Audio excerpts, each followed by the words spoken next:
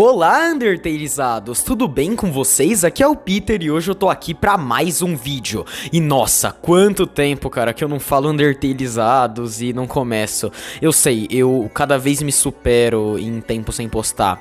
Eu vou dizer que tudo começou por causa das férias e também por causa das provas, mas aí eu fiquei falando, não, quando eu voltar eu quero voltar com melhorias reais. Aí eu comecei até a produzir um banner, né, que eu pedi pro Void desenhar, mas deu um pouco errado, então aí eu falei, não, vou voltar logo.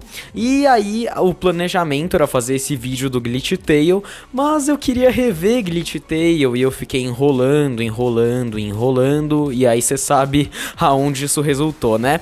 Mas depois de tanto tempo tô aqui pra finalmente falar do episódio 9 de Glitch Tale, ou melhor, o último episódio. Bem, o que fez eu voltar com o meu canal, ou melhor, fazer essa nova fase Undertale dele, foi lá atrás, lá analisando e fazendo teorias do que seria o episódio 8. Então agora a gente tá aqui fazendo o episódio 9 e é bem significativo pra mim. Mas bem, eu sei que muita gente deve estar se perguntando se essa volta é pra valer ou se eu vou sumir de novo. Mas bem, galera, eu juro que pelo menos eu quero tentar voltar pra valer. Mas dessa vez melhor que todas as outras vezes. Eu não posso prometer datas porque isso sempre dá errado. É sério, já deve ter dado errado mais de 4 vezes isso daí, só na brincadeira. Então, eu vou tentar voltar a postar e eu espero que dê tudo certo. Se vocês aí que vieram do futuro estiverem vendo isso, por favor, comentem se deu certo ou se não deu.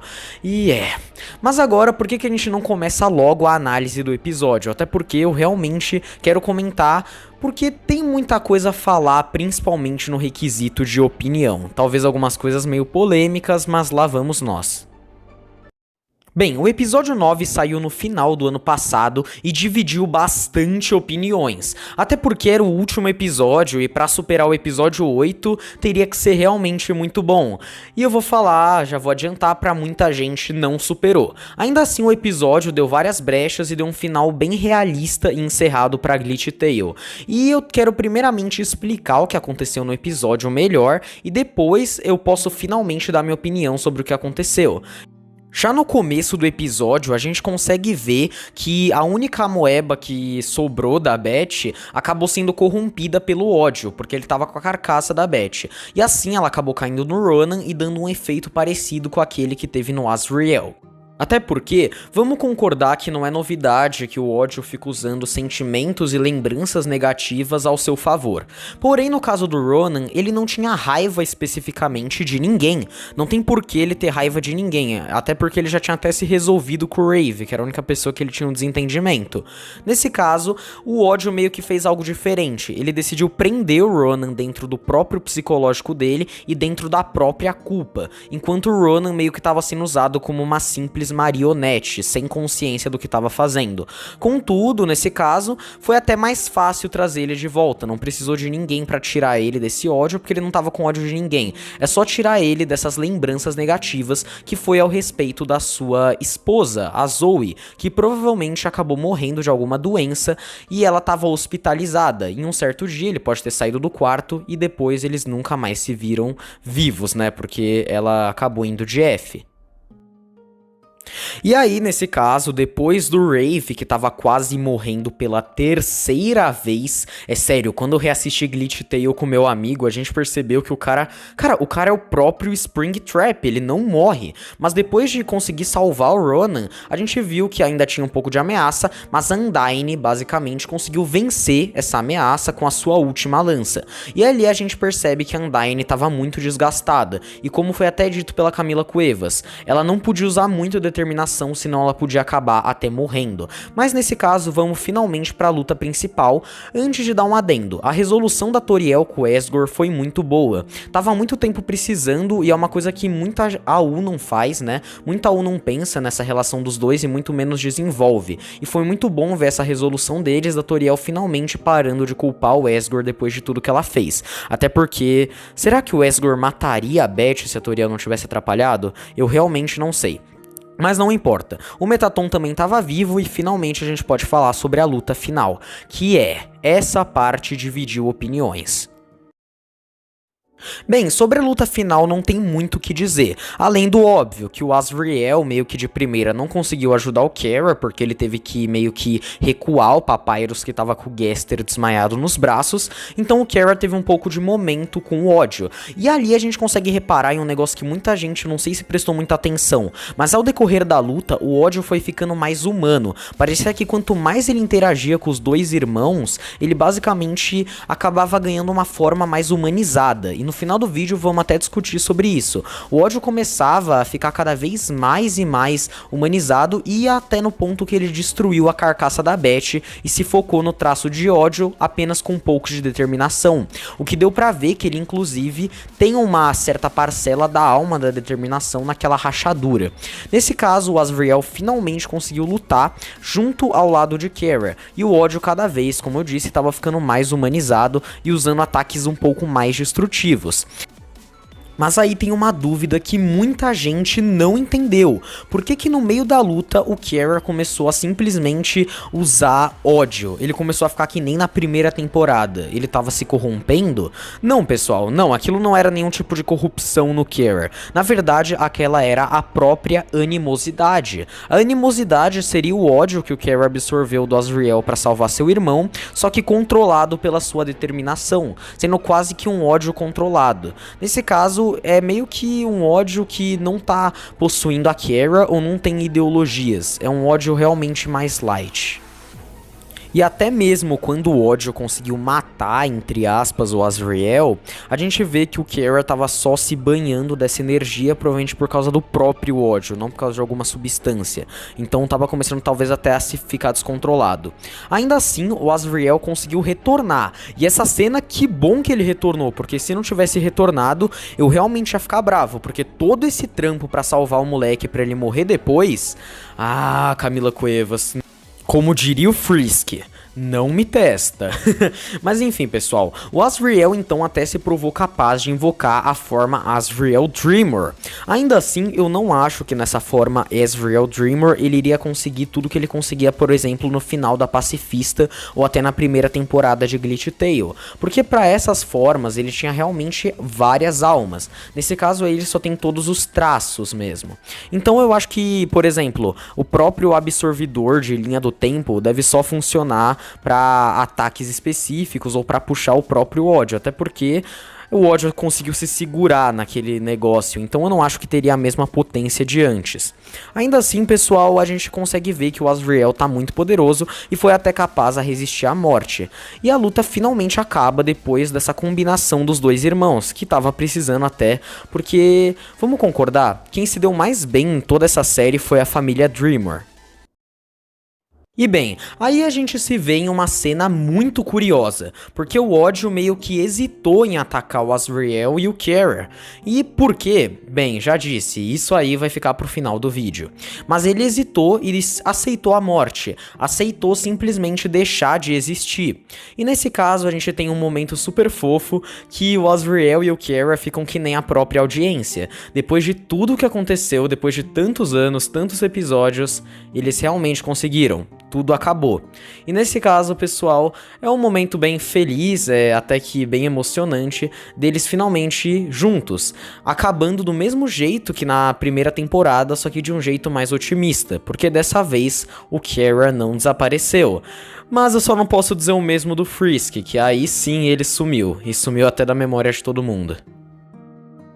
Bem, depois disso a gente tem a cena do Rave acordando, e novamente Glitch Tale até que teve um toque de realismo muito grande, porque a gente viu todo aquele herói otimista que o Rave é, mas apesar de tudo, a mãe dele, que tem sim uma grande mágoa com o Rave por conta do irmão dele ter morrido, que era o irmão bom e o Rave era o irmão antissocial, essa mágoa se mantém até os dias de hoje, mas o que eu falo do realismo é porque realmente, apesar do Rave ter se sacrificado, ele vai ter que responder, porque ele é o representante da cidade agora, e bem, ainda assim aconteceram muitas mortes, e essas mortes sempre caem nas costas do representante da cidade. Mas ainda assim a gente vê um momento bem, amizade incrível, né, do Ronan com o Rave, que tem gente que obviamente começou a shippar, e eu não vou dar minha opinião sobre isso, porque não é o foco do vídeo, mas enfim, pessoal, nesse caso, o Rave e o Ronan finalmente se demonstram apoiados, e a mãe do Rave, que com todo respeito podia sumir da série pra sempre, finalmente some, e eu acho que ela nunca mais vai dar as caras. E aí, a gente finalmente pode concluir que tava tudo acabado. A gente tem finalmente a cena final do Kara, aparentemente sendo chamado para um novo conselho de humanos, e não sei se vai ter monstros no meio, que pode até ser a nova geração do conselho do passado, que vai ser contada a história no prequel. E nesse caso, ele e o Azrael, depois de tanto tempo, conseguem ver esperança em tudo. Mesmo depois do Kara finalmente passar por tanta coisa, mesmo depois de tudo, eles conseguem ver esperança no futuro. E aí, finalmente, chegamos no fim de Glitch Tale. Mas é claro que o vídeo não podia acabar aqui, até porque tem muita dúvida no ar, e até agora eu não dei minha opinião decente sobre o episódio.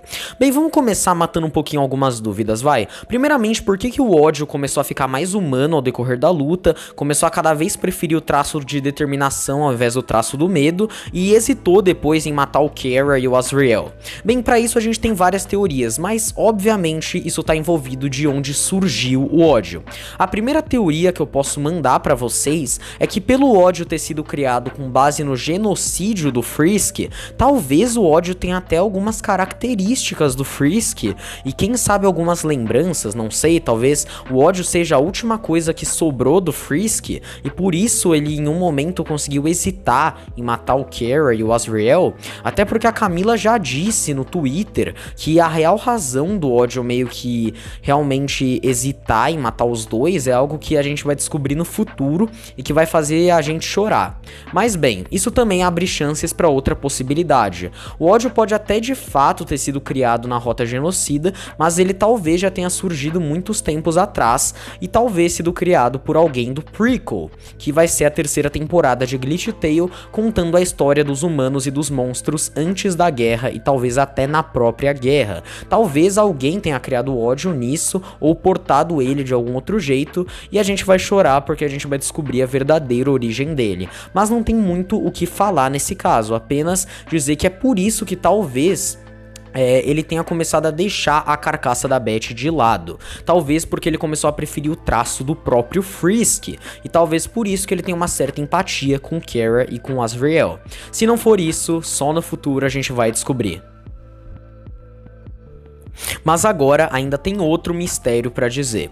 Além do diálogo final do Gaster e do Papyrus, que eu não comentei direito, mas é um diálogo muito bonito, finalmente do Gaster demonstrando pela primeira vez que ele realmente se considera o pai do Papyrus, porque, desculpa, eu sempre tive a sensação de que o Sans era o filho favorito, o anjo, e o Papyrus era tipo bateria pra usar o olho roxo, não sei.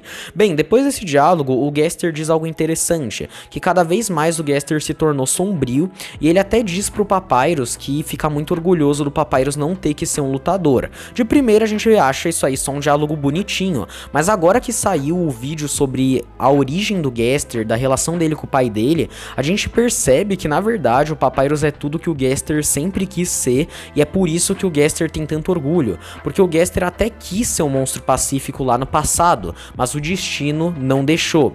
E isso talvez se encaixe na pós-créditos, onde vemos o Gaster vendo o seu olho roxo e uma versão distorcida de si mesmo. Talvez fosse o Gaster depois de Glitch Tale, ou até um pouco antes, vendo o seu lado mais sombrio, o lado que ele sempre lutou pra não ter, mas o destino acabou fazendo ele ter. Isso aí cria um certo hype pra gente ver a origem dele e o que seria essa cena pós-créditos na terceira temporada, que é o prequel. Bem, pessoal, agora vamos finalmente à minha opinião sobre o episódio. Vamos lá, vamos lá. É o seguinte, eu acho honestamente que o episódio, sim, foi bom. Foi um ótimo episódio final, porque eu gosto muito de histórias que tem esse final realista. Eu não gosto de histórias que acaba 100% final feliz. E eu realmente não ficaria feliz se Glitch Tale acabasse com algum reset pra consertar tudo ou algo assim, que era algo que muita gente queria que acontecesse e eu não sei porquê. Eu gosto de um final onde sim, tiveram percas, tiveram consequências, mas ainda assim todos vão seguir em frente. Talvez seja por isso que The Last of Us é um dos meus jogos favoritos.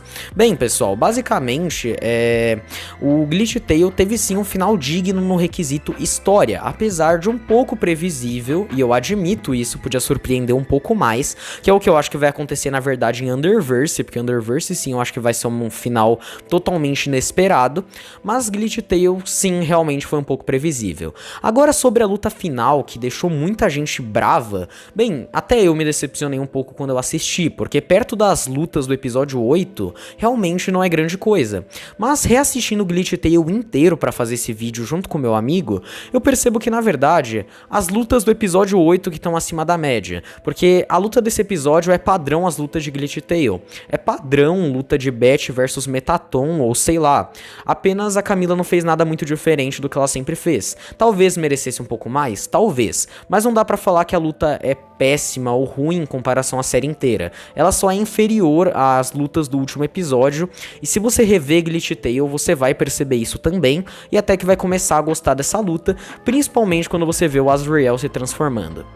Bem, pessoal, apesar de tudo eu gostei muito do final, eu achei um bom final e sim, tem muito a falar sobre o prequel. Eu vou fazer um vídeo analisando tanto o prequel do Gaster, como também vídeos um pouco mais filosóficos. Eu quero analisar um pouquinho a jornada do Gaster e o psicológico dele, a jornada do próprio Sans e talvez fazer um vídeo, na verdade, sobre tudo que Glitch Tale tenta nos ensinar, porque uma coisa que Glitch Tale tem são lições de vida.